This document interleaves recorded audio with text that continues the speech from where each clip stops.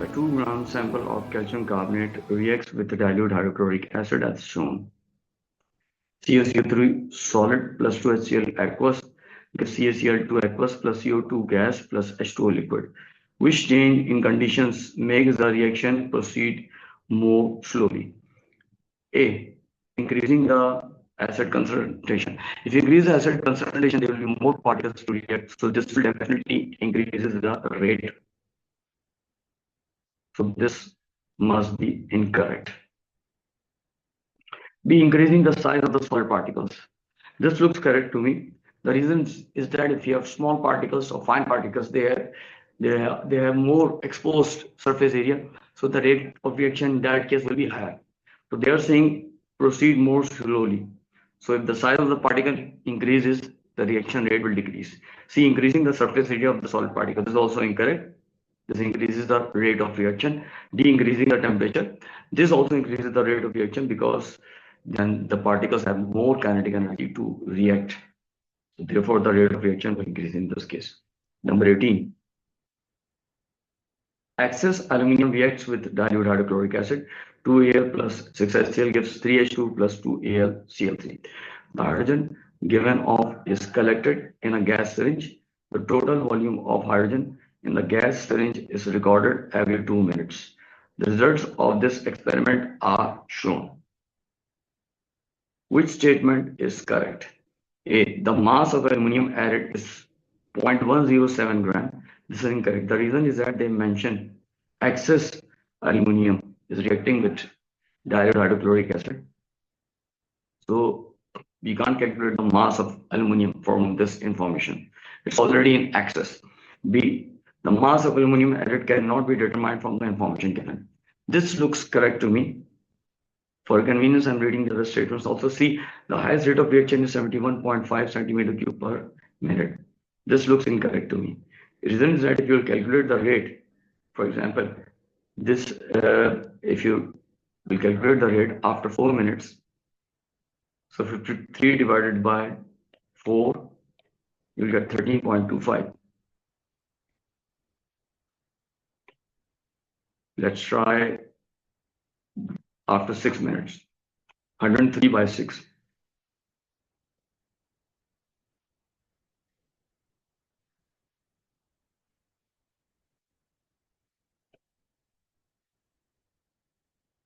$17.166.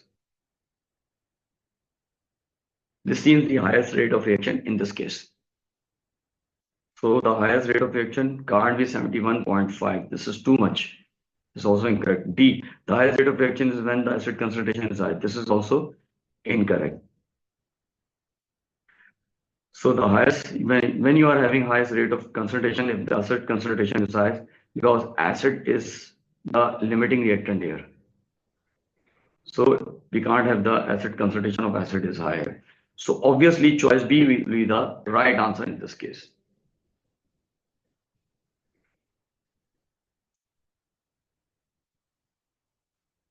157.75 gram of bismuth 3 chloride BiCl3 is used to make 500 centimeter cube solution using distilled water. The aqueous bismuth 3 chloride slowly becomes cloudy as it reacts with water to form insoluble BiOCl. The reaction is reversible. BiCl3 aqueous plus H2O liquid gives BiOCl solid plus 2HCl aqueous. Which statements are correct? Number 1, the initial concentration of the bismuth 3 chloride solution is 1 mole per dm cube. For this, we need the moles of BiCl3. So we need MR of BiCl3 first. MR of BiCl3.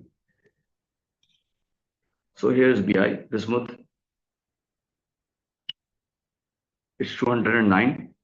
And here's chlorine. 35.5. So you're adding up these, what you will get.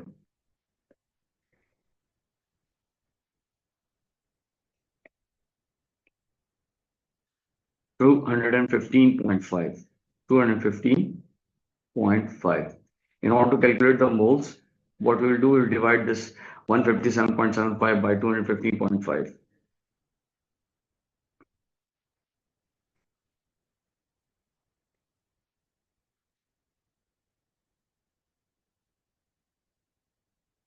तो 0.732, 0.732, 0.732, 500 centimeter cube contains 0.732 moles. Therefore, 1000 centimeter cube contains X moles. So 0.732 multiplied by 1000 divided by 500.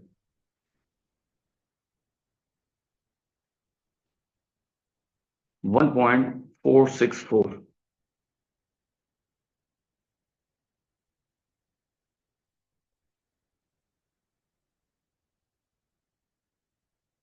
Let me do this calculation again.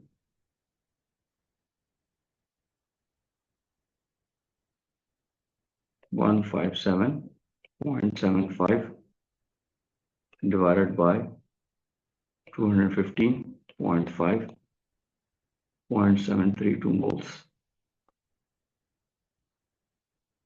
0.732 divided by 500 multiplied by 1000.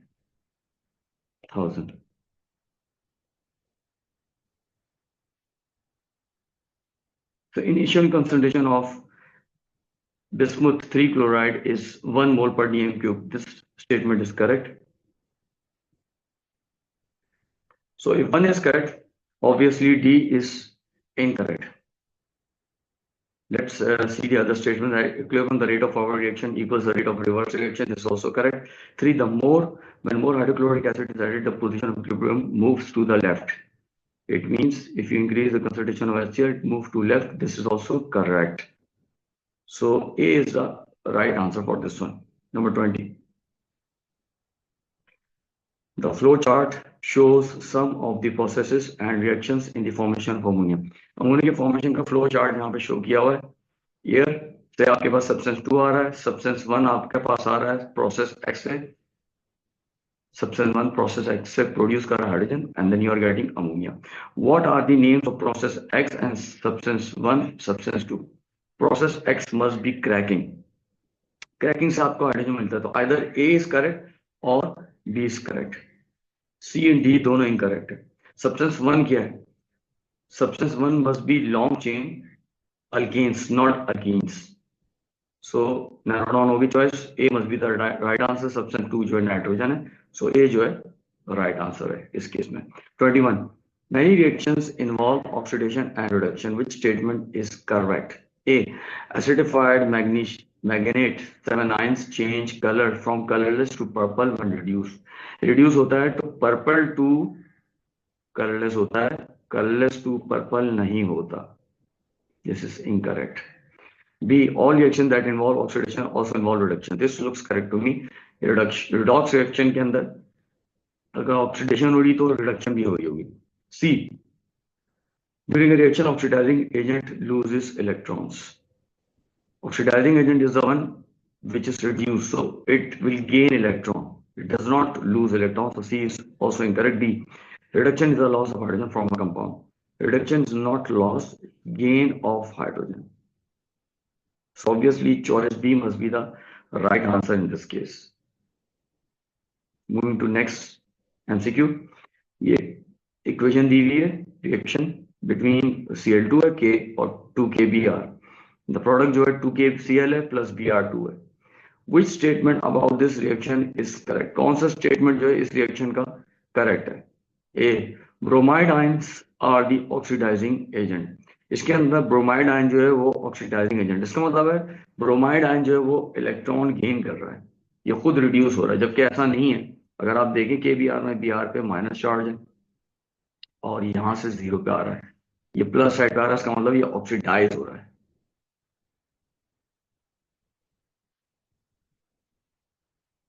Bromine is the reducing agent. Bromine यहाँ पे नहीं है. We don't have bromine, we have potassium bromide. It's also incorrect. C. Chloride ions are the reducing agent. क्या chloride ions है हमारे पास? Chloride ion नहीं है हमारे पास. We have chlorine. So this is also incorrect. D must be the right answer. Chlorine is the oxidizing agent. Yes, chlorine जो oxidizing agent है क्योंकि ये खुद reduce हो रहा है. ये देखिए इसमें क्लोरीन पे 0 चार्ज है और यहाँ पर माइनस आ रहा है, it means oxidation number decrease हो रहा है, ये रिड्यूस हो रहा है। This must be the right answer for 22। 23 पे आते हैं, which row describes both the pH and the ion with the greatest concentration in an aqueous alkali? pH बतानी है अल्कली की। अल्कली की जो pH है वो लाजमी 7 से ऊपर होगी। So either choice A is correct और B is correct, both C and D is incorrect. और H positive ion OH negative ion with greatest concentration, OH negative ion की कंसंट्रेशन हाई होगी, तो B must be the right answer, A जो यहाँ पर incorrect हो जाएगा। 24 पे आते हैं, the water in a lake is acidic and the fish are dying. The water in the lake needs to be neutralized so that its pH is close to 7. Which compound is added in excess to neutralize the water in the lake? Water को आपने neutralise करना है और water की जो pH है वो acidic है। हम क्या डालेंगे? कैल्शियम कार्बोनेट अगर हम डालते हैं, कैल्शियम कार्बोनेट न्यूट्रलाइज कर सकता है, yes this looks correct to me, neutralise कर सकता है।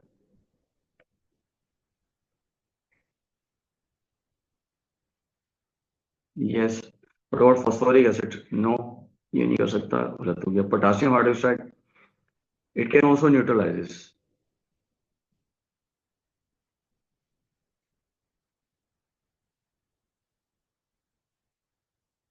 But the problem is that pH जो है वो 7 से ऊपर चली जाएगी due to OH negative ion.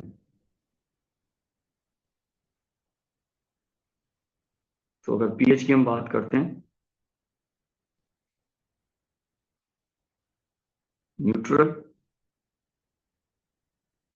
Lowers, high हो जाएगी, तो ये भी इनकरेक्ट होगा।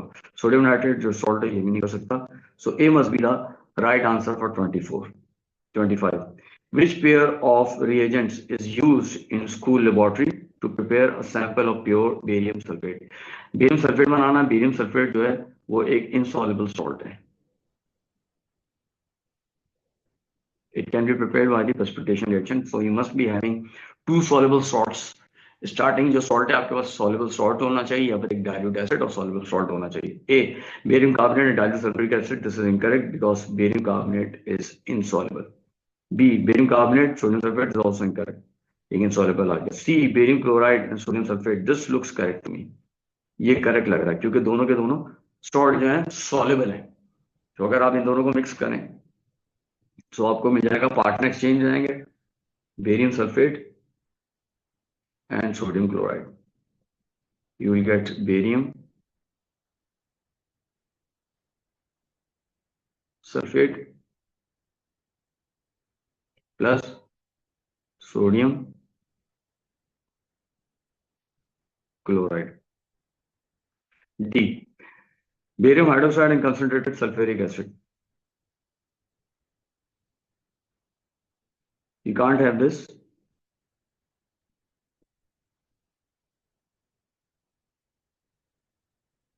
ये अगर ये alkali का reaction है, so you usually take dilute acid, not concentrated acid. So D must be the incorrect answer. C must be the right answer for 25. 26. The total number of electrons in one atom of element Q is 17 and in one atom of element R is 19. Which statement about elements Q and R is correct? So total number of electron Q में 17 है, R में 19। देख लेते हैं element कौन सा है। 17 and 19, 17 chlorine है, 19 potassium। So here we have chlorine and the potassium। Q and R react together to form a covalent compound। ये मेटल है, potassium is a metal, chlorine is a non-metal, so they will react to form ionic compound, not covalent compound, so incorrect है। BQ form positive ion, क्या Q positive ion form करेगा? No, the reason is that it's a non-metal, it will form negative ion, not positive ion।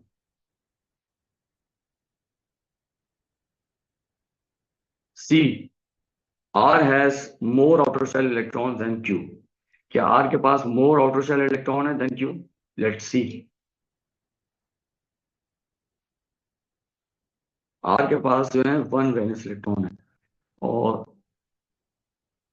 Q जो है, जो कि Cl है, इसके पास 7 valence electron है, तो ये स्टेटमेंट भी गलत है। D, R is more metallic than Q. Yes, this looks correct to me. D इसका सही आंसर होना चाहिए. K is metal and Q is non-metal. So K जो है more metallic है than Q. So answer must be D. Moving to next question. Which statements about the group 8 noble gases are correct? Number 1, they are unreactive. ये correct है, क्योंकि ये unreactive होते हैं. अब देखिए नंबर 1 सही है, इसका मतलब है डी ऑटोमेटिकली ओमिट हो गया. D can't be the correct answer. दूसरे स्टेटमेंट्स हम चेक कर लेते हैं. 2, they all have a full outer shell of electrons. इन सब के फुल है आउटर शेल ऑफ इलेक्ट्रॉन्स, ये भी सही है. 1 and 2. 3, they are all diatomic gases at room temperature. They all are gases but not diatomic. तो incorrect है. So 1 and 2 must be the right answer. So B इसका जो है right answer होगा. 28 पे आ जाते हैं. Iron has a high melting point. Which statement explains the high melting point of iron? A, each iron cation has a strong electrostatic attraction to a sea of delocalized electrons. ये मुझे statement सही लग रहा है, लेकिन आपकी convenience के लिए, आपकी आसानी के लिए दूसरे स्टेटमेंट भी देख लेते हैं. B, in every iron atom there is a strong attraction between the protons and the electrons. This is wrong. ये attraction between proton और electron नहीं होती है, iron के cation और delocalized electron के दरमियान होती है. C, iron has the same structure as diamond, which has a very high melting point. Structure दोनों के डिफरेंट है, ये भी इनकरेक्ट है. B, iron is an alloy, and alloys have different physical properties. Iron जो एक metal is not an alloy, incorrect. A must be the right answer in this case. 29, which statement about alloys is correct? कौन सा statement जो है alloys के लिए correct है? A, alloys are not electrical or thermal conductor. This is wrong. Alloys जो है mixture of metal है, ये बिल्कुल conductor of heat and electricity होते हैं. Thermal means heat. तो ए जो स्टेटमेंट जो है वो इनकरेक्ट है. The alloys are softer than pure metal because the alloys in the layers in the alloys slip over each other more easily. This is wrong. alloys जो है harder होते हैं pure metal, और इनकी जो लेयर होती है वो स्लिप नहीं करती है आराम से. The reason is that there's a big size metal atom in between the small size metal atom which prevents the small size metal atom to slide. अगर आप हिट करेंगे, शेप चेंज करने की कोशिश करेंगे, तो वो मुश्किल से स्लाइड होती हैं. C, brass is a mixture of copper with small amounts of chromium, nickel and carbon. This is wrong. Brass जो है मिक्सचर है और इसके अंदर जिंक मौजूद है. We don't have these metals. D, the percentage of each metal in alloy में vary. ये करेक्ट स्टेटमेंट है, क्योंकि परसेंटेज जो हर मेटल के अलॉय में वेरी कर सकता है. Number 30, the table shows the reactions of 4 metals P, Q, R and S and their oxides. Reaction with water P, Q, R, S. इनका रिएक्शन दिया हुआ वाटर के साथ, रिएक्शन दिया हुआ डाइल्यूट एसिड के साथ, रिएक्शन दिया हुआ ऑक्साइड विद कार्बन के साथ. अब पी देखें रिएक्ट कर रहा है सिर्फ स्टीम के साथ. क्यू रिएक्ट नहीं कर रहा है वाटर से, नहीं आर कर रहा है. एस रिएक्ट कर रहा है रैपिडली. सो एस जो है मोस्ट रिएक्टिव होना चाहिए. S react rapidly. सिर्फ एस एक वाइड है जो रिएक्ट कर रहा है रैपिडली, और ये डाइल्यूट एसिड से भी रिएक्ट कर रहा है रैपिडली, और इसका ऑक्साइड जो कार्बन से रिएक्ट नहीं कर रहा है. So S must be highly reactive. So either C is correct और डी इज करेक्ट. ये नैरो डाउन करती मैंने चॉइस, ए और बी ऑटोमेटिकली ओमिट हो गया. अब आपके पास आसान हो गया इसको चूज करना. अब आप देखिए पी के बारे में दिया हुआ reacts with steam, only with steam. So S के बाद लाजमी पी आना चाहिए. ये आप देख सकते हैं दोनों सी और डी में पी आ रहा है, तो इसका मतलब है कंफ्यूजिंग है, आगे हमें मजीद जाना पड़ेगा. क्यू और आर, क्यू और आर में से एक रिएक्टिव है. अब क्यू आर में से देखें, क्यू रिएक्ट कर रहा है स्लोली डाइल्यूट एसिड के साथ, जबकि आर रिएक्ट नहीं कर रहा है. सो क्यू आ जाएगा यहाँ पर स्ट्रेट अवे. सो ये हो जाएगा S P Q R. So C must be the right answer for number 31. Which reactions take place during the extraction of aluminium from aluminium oxide using carbon electrodes. Number 1, 2 O2 minus gives O2 plus 4 electrons. ये correct है. अब देखिए 1 correct है, इसका मतलब है D incorrect हो गया स्ट्रेट अवे, मैंने ओमिट कर दिया. नंबर 2 देख लें, C plus O2 gives CO2, ये सही है. कार्बन जो ऑक्सीजन से रिएक्ट करके कार्बन डाइऑक्साइड बनाता है. 3 Al2 plus 2 electrons gives Al. This is wrong. Aluminium अगर आप देखें ग्रुप 3 में, ये अल्यूमिनियम, इनके पास 3 वैलेंस इलेक्ट्रॉन्स होते हैं, तो इसके बाद +3 चार्ज आना चाहिए. ये इनकरेक्ट है. So 1 and 2 is the right answer. B must be the right answer in this case. Moving to 32. NPK fertilizers are used to improve plant growth. A solid NPK fertilizer has the properties listed. A solid NPK जो है fertilizer, इसकी property list की गई है. ये water soluble है, इसके aqueous solution की pH है 7. Which substances are mixed to make a solid NPK fertilizer? किन सब्सटेंस को हम मिक्स करके बना सकते हैं सॉलिड एनपीके फर्टिलाइजर्स? एनपीके से मुराद क्या है? NPK, N for nitrogen, P phosphorus और के जो है पोटासियम.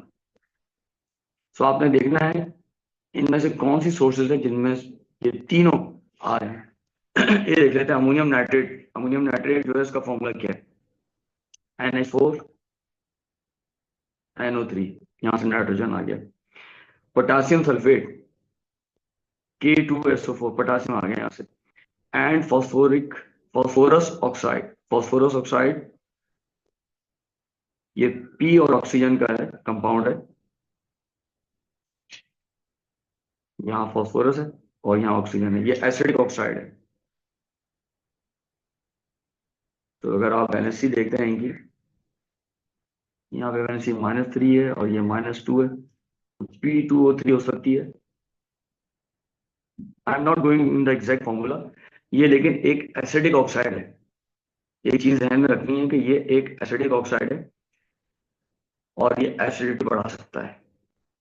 यहाँ पर हमें इंप्रूव करनी है प्लांट की ग्रोथ, तो मुझे ए तो इनकरेक्ट लग रहा है. I don't think A must be the answer in this case. All दो तीनों एलिमेंट आ रहे हैं यहाँ से. डी में देख लेते हैं ammonium phosphate. Ammonium phosphate is NH4 whole thrice PO4. इसके अंदर नाइट्रोजन भी आ रहा है, फॉस्फोरस भी आ रहा है. दूसरा है potassium hydroxide. Potassium hydroxide is KOH. यहाँ पर KOH आ रहा है क्या? अल्कली आ रहा है, तो ये भी इनकरेक्ट होगा. द रीजन इज दैट ये अल्कलाइन कर देगा pH. It does not improve the plant growth. What about C? Ammonium sulfate, NH4 whole twice SO4. Nitrogen आ जाएगा यहाँ से. Calcium nitrate CaNO3 whole twice, यहाँ से भी नाइट्रोजन आ जाएगा. And sodium phosphate Na3PO4. Phosphorus आ रहा है, नाइट्रोजन आ रहा है. This must be also incorrect. Potassium नहीं आ रहा है. आखिरी वाला ऑटोमेटिकली करेक्ट होगा. चेक भी कर लेते हैं. पोटेशियम नाइट्रेट इज KNO3, के आ गया, नाइट्रोजन आ गया. एंड सोडियम फॉस्फेट Na3PO4, यहाँ पे फॉस्फोरस आ गया. So D must be the right answer in this case. 33. Alkenes are saturated compounds containing carbon and hydrogen only. Structures 1, 2, 3 and 4 are saturated hydrocarbons. ये जो है सारे के सारे सैचुरेटेड हाइड्रोकार्बन्स हैं.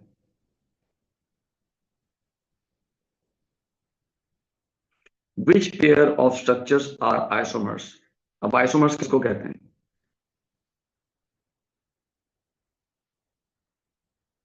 Isomers have same molecular formula, different structure formula.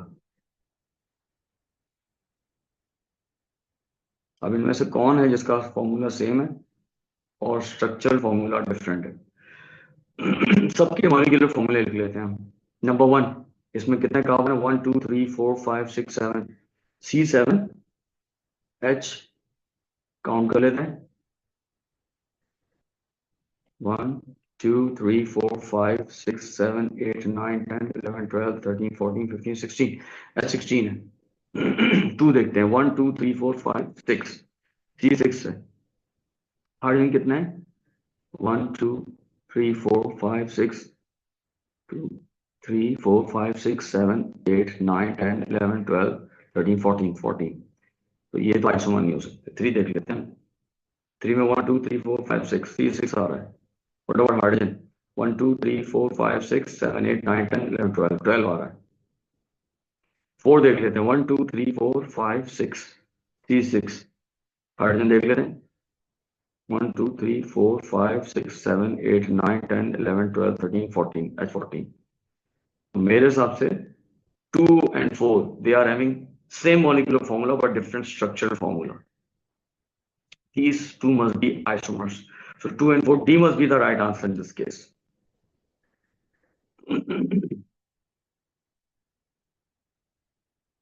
34. Which statement is correct? A. Any compound that contains both hydrogen and carbon is a hydrocarbon. कोई compound जिसके अंदर हाइड्रोजन कार्बन है वो हाइड्रोकार्बन कहलाएगा। This statement looks correct to मी।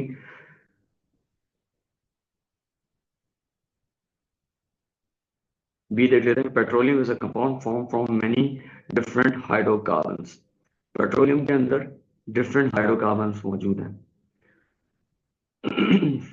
इसके अंदर sulphur containing compound भी है, this is incorrect. C. The boiling point of hydrocarbons increases when the chain length increases. This is definitely correct. आखिर देख लेते हैं, D. The naphtha fraction obtained from petroleum is used for making roads. Not used for making roads. Bitumen. Bitumen fraction use होता है in the making of roads. तो हमारे पास दो choices हैं, दोनों ही correct हैं। So choice B, choice A और C में से कौन सी correct है? अगर आप statement A देखें, compound that contains both hydrogen and carbon only नहीं लिखा है यहाँ पर, so automatically ये incorrect हो जाएगा। ये कंफ्यूजिंग था क्वेश्चन। इसमें आपने गौर करना है कि ओनली मेंशन किया है कि नहीं किया। ओनली इन्होंने मेंशन नहीं किया, that's why it's not correct. C must be the right answer in this case. 35, compound Q is a hydrocarbon that has no structural isomer. इसका कोई स्ट्रक्चरल आइसोमर नहीं है। Compound Q does not decolourise bromine in the dark. ये decolourise भी नहीं कर रहा है ब्रोमीन को डार्क। इसका मतलब है कि ये रिएक्ट नहीं कर रहा है, हाइड्रोकार्बन तो है। Which compound is Q? कौन सा कंपाउंड है जो कि हो सकता है? ये मेंशन इन्होंने ये भी कर दिया, इसका कोई स्ट्रक्चरल आइसोमर नहीं है।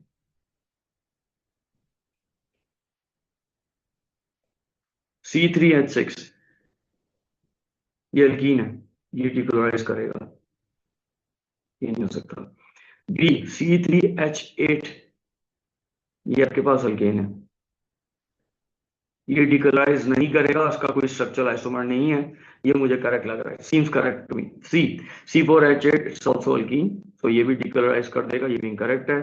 D C4H10 C4H10 भी डिक्लोराइज नहीं करेगा, अल्केन है, लेकिन इसका स्ट्रक्चरल आइसोमर मौजूद है, सो ये इनकरेक्ट है। B must be the right answer in this case. 36 पे आते हैं, which equations represent the reactions of alkanes. Alkanes का रिएक्शन कौन सा शो कर रहा है? Number 1 CH4 plus Cl2 gives CH2 Cl2 plus H2, this is incorrect. H2 gas produce नहीं होती है। अब 1 इनकरेक्ट है तो ऑटोमेटिकली A एंड B जो है वो ओमिट हो जाएगी। We are left with C and D। 2 देख लेते हैं, 2C2H6 plus 5O2 gives 4CO plus 6H2. This looks correct to me, क्योंकि ये कंबशन, इनकम्प्लीट कंबशन रिएक्शन। अगर आप काउंट करें कार्बन दोनों साइड पे 4 है, हाइड्रोजन काउंट कर लें दोनों साइड पे 12 है, ऑक्सीजन लेफ्ट साइड पे 10 है, राइट साइड पे भी 10 है, सो 2 is correct. 3 C3H8 plus HCl ये अल्केन का रिएक्शन है HCl के साथ, जो कि नहीं होता है। दिस इज ऑल्सो इनकरेक्ट, ये रिएक्शन नहीं हो सकता और हाइड्रोजन प्रोड्यूस नहीं होता। 2 is the only correct answer here, so D must be the right choice in this case. 37 देख लेते हैं, ethanol is produced using either ethene or glucose as a starting material, which row is correct? कौन सी रो correct है? Starting material क्या है? Ethene. Ethanol की production करनी है ईथीन। अगर ईथीन से करनी है तो कैटालाइटिक एडिशन होगी स्टीम की at 300 degree centigrade and 6000 kilo pascal. ये मुझे चॉइस ए जो है वो करेक्ट लग रही है, 37 है। बट फॉर कन्वीनियंस हम दूसरी चॉइसेस भी चेक कर लेते हैं। बी में इथीन कैटालिटिक एडिशन स्टीम है 30 degree centigrade, this is incorrect. Low temperature पे नहीं है, हाई टेम्परेचर पे। प्रेशर सही दिया हुआ है लेकिन टेम्परेचर गलत दिया हुआ है। सी ग्लूकोज से अगर आप करते हैं तो ये टेम्परेचर ही गलत दिया हुआ है 135 डिग्री सेंटीग्रेड, तो ये भी इनकरेक्ट हो जाएगा ऑटोमेटिकली, आगे पढ़ने की जरूरत नहीं है। डी, डी में अगेन स्टार्टिंग मटेरियल ग्लूकोज है, now they are saying 35 degree centigrade, again temperature high है, टेम्परेचर लो होता है इससे। और दूसरी बात ये टेम्परेचर चले एक्सेप्टेबल है। यहाँ आप ऑक्सीजन की प्रेजेंस की बात करें, ये एनारोबिक में होता है, यानी कि एब्सेंस ऑफ ऑक्सीजन में होता है। So this is also incorrect. So A must be the right answer in this case. 38. The diagram shows 4 pieces of apparatus that are used to measure the volume of liquid. Which piece of apparatus is always filled to the same level? कौन सा जो apparatus है वो same level पे fill होता है? Automatically C must be the right answer. ये pipette है, अगर इसमें आप देखें तो एक ही लेवल दिया हुआ है, तो यहीं तक ये फिल होगा, इसके अलावा नहीं है। बाकी सारे जो है उसके अंदर जो है मेजरमेंट स्केल दिया हुआ है। तो ए ये बेरड है और बी जो है वो गैस रेंज है, इसके अंदर भी स्केल दिया हुआ है। और डी इसके अंदर भी स्केल दिया हुआ है, ये है मेजरिंग सिलेंडर।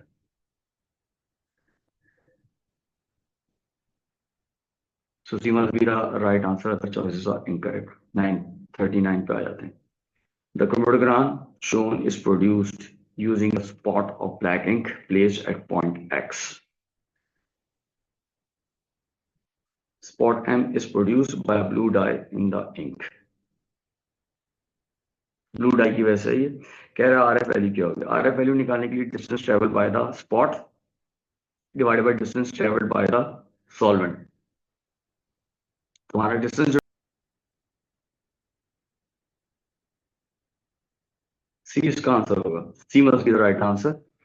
यहां पर हमारे पास है 16 माइनस 4, 16 माइनस 4 बेस लाइन से आप डिस्टेंस काउंट करेंगे, नॉट फ्रॉम टू, यहां से आप काउंट करेंगे, ये डिस्टेंस है। सो सी 0.33 is the right answer in this case. Last question. The table shows the results of a series of tests with two substances X and Y. ये test दिया हुआ है, नाइट्रिक एसिड के साथ जो है कोई रिएक्शन नहीं है, सिल्वर नाइट्रेट के साथ व्हाइट प्रेसिपिटेट आ रहा है। इसका मतलब ये है X के अंदर Cl नेगेटिव आयन मौजूद है। एक्वस सोडियम हाइड्रोक्साइड X जो व्हाइट प्रेसिपिटेट दे रहा है जो कि इनसॉल्युबल एक्सेस में। अल्युमिनियम फॉइल के साथ जेंटली हीट करने को गैस प्रोड्यूस नहीं हुई, फ्लेम टेस्ट में ऑरेंज रेड है। ये must be calcium chloride Ca+2, calcium chloride होना चाहिए Ca2+ और Cl- होना चाहिए। जबकि रिजल्ट विद Y में जो है अमोनिया प्रोड्यूस हो रही है यहाँ पर, then aluminium foil sodium hydroxide डालने के बाद, so it must be nitrate ion. और येलो फ्लेम जो है सोडियम प्लस आयन की। सो X में हमारे पास Ca2+ Cl नेगेटिव है और Y में हमारे पास Na+NO3- है। So D must be the right answer in this case.